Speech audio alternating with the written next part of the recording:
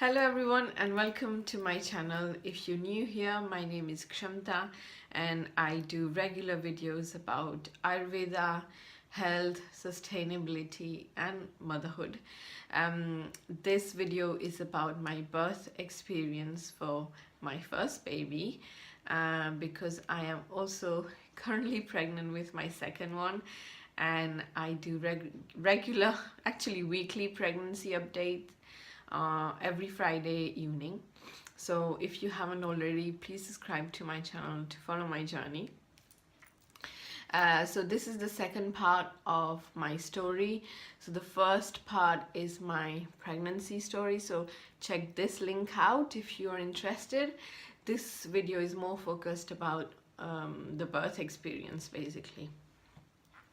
So my ideal birth plan was to have a water birth, but at that point, at 38 weeks, my consultant said that I need to be induced for several reasons. So first of all, baby was measuring small for his age. So they, at that 2.5 years ago, they used to kind of compare the growth with like standard European standards, so the size and weight of European babies. And I'm Indian and I'm petite. My husband is average, so we were not gonna have a huge baby. But at that point they didn't consider the parents, height and weights, which is weird because now they do, and it's a completely different story now. So first was that baby was measuring small. Secondly, I had high blood pressure, which was beyond 140/90. And then I went in several times for reduced movements because I was just a first time anxious mom, and I was scared each time baby wasn't moving, much. So they said all these signs are like dangerous and we need to induce you to get the baby out. So it was 28th of May and the baby's due date was 10th of June. So we were there was a long wait, but they wanted to induce me anyway. So I went back home after speaking to the consultant and then rang my mom and said, you need to come here quickly because they've asked for an induction. And my mom booked the next flight from Paris, and we decided that we would kind of refuse or postpone the induction if possible. So we asked the consultant if we could delay it by another week and see if we could try natural ways to trigger labor on our own at home. So the consultant said it's fine, we'll just give you a sweep and then you can go home and then come back the next week. So they did the sweep. Basically is when the midwife like puts fingers into the vagina, reaches for the cervix and kind of tries to trigger the labor. But it didn't work out for me, unfortunately. My body clearly wasn't ready. So we went back home and started doing loads of different things, natural things, because we thought this would be a lot better than having loads of hormones into your body, because if your body not ready, it could be a slippery road to a lot of interventions. So the first thing we tried, well, we were doing like massages and enema regularly. So enema is usually like called basti in Ayurveda, and we give it usually for pregnant women once they reach full term, to kind of, so it's given through the backside, and it kind of lubricates and softens the whole area because it's really not far away from the vagina and the uterus, and it's a lot easier for the baby to kind of slip out more smoothly, and it also avoids you tearing, and I think that helped me a lot because everything's more supple and lubricated. It's a lot better than like a perineum massage basically. So I was having anemia with sesame oil, but this time round to trigger labor we gave it with castor oil. So castor oil, I know it's very controversial and most of the doctors would say no because it can cause diarrhea and dehydration, etc. But at that point we were like, you know, it's a lot better than having hormones or induction and stuff like that. So we went with that, and also my mom being an Ayurvedic doctor, I was in safe hands. So if you're trying this, please be aware and do your own research before trying anything like that. So I was given an enema with castor oil. After a few hours, I started having contraction, and I was like super excited, like thinking, yay, this is working. And then the contractions were like 10 minutes apart. But after some time, I can't remember how long, they kind of started dying off and wearing off, which was very disappointing. I went in a hot water bath thinking this might kickstart stuff again, but it actually slowed things down and then they died off completely. The next day we tried orally, thinking castor oil might work better if I directly have it. Same thing happened, except diarrhea. I didn't have anything, unfortunately. The contraction started and then faded away. And then I tried evening primrose oil, both orally and vaginally. It's supposed to kind of help you with labor, but it didn't start. Nothing happened. Then I also had clary sage essential oil, so smelling that on my wrist, putting some drops in some water and drinking it.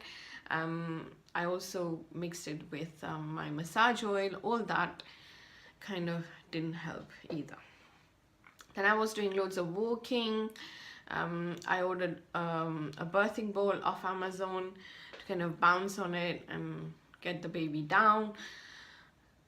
I think all this kind of helped me to have to get the baby down and have a natural birth, but it didn't kind of trigger labor, and that's where we were stuck at.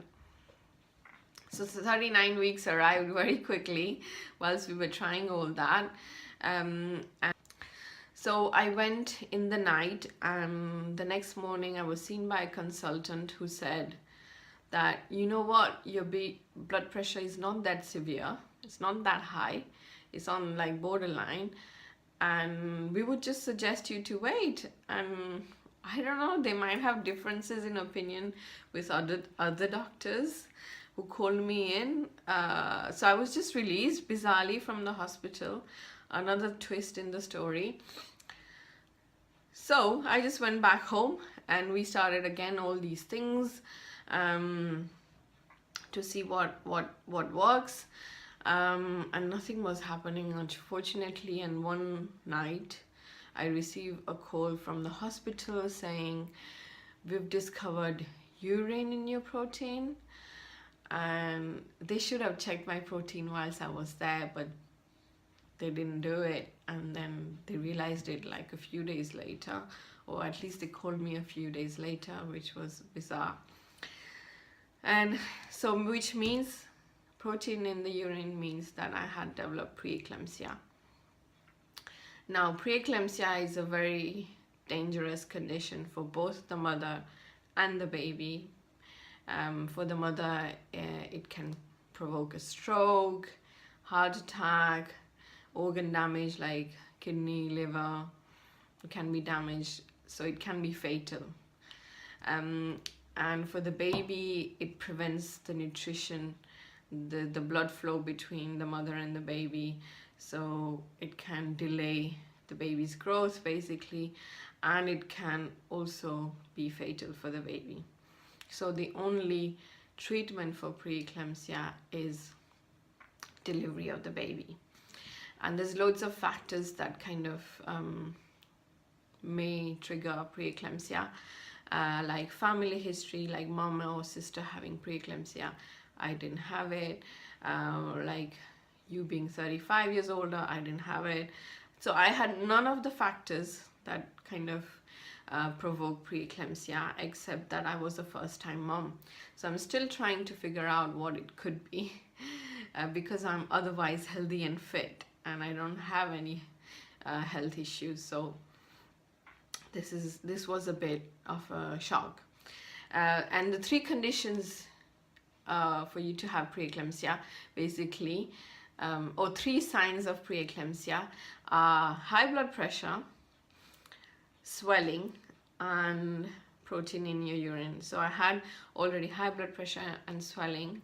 I was very, very, very much swollen, like my feet, my hands, my face, a lot more swollen than this time around. Yeah, so I was diagnosed with pre-eclampsia, and they said we need to induce you straight away. So at 39 plus 5, I was called in again, and I remember it was a Thursday, and then I was given my first pessary at 2 p.m. yeah, and then I think you have to wait around 12 or 24 hours. So by Friday 2 p.m. nothing had happened, so they gave me another pessary. And Friday evening I was just talking to my husband and my mom, saying I had my dinner and I was pushing them to go home and have their dinner because hospital doesn't provide dinner for them. So I said, go home, have food, and come back quickly if anything happens. And that's when I was just talking to them, that's when I felt a big gush and I felt like my waters had broken. So I was so happy, you cannot imagine that this was finally happening to me. So I was in a induction ward with three other women, and divided by curtains. We had our own bed, and I was seeing each one of them coming and go out because their labor had started. And I was the only one just like waiting around and seeing so many women come in and go. I was so impatient and getting a bit frustrated at that point. And now that my waters had broken, I was like, yay, this is finally happening. So it happened around 7:30, and then we were transferred to a delivery room. So it's just a bed with some chairs and loads of medical equipment on the head of the bed, which is not very cozy, but hey ho, I was in there.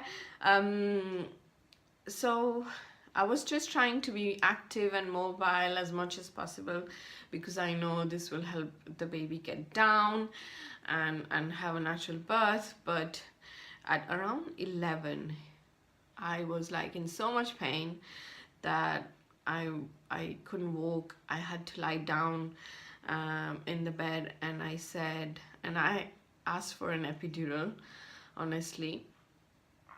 And I had seen in the antenatal class the needle being so big, but I thought at this point I'm in so much pain that I'll have pain for 2 minutes from that needle, but at least I'll be relieved later on. So the anesthetist came in very quickly, like within half an hour, and before I felt anything, she said it's all done. And I'm like, wow, I didn't feel anything, so what's happening? All I felt was like something going down my right leg, and she said it was all done. So I was numb from the legs down, like within a few minutes, which was amazing. And then it was just a waiting game because it was night time.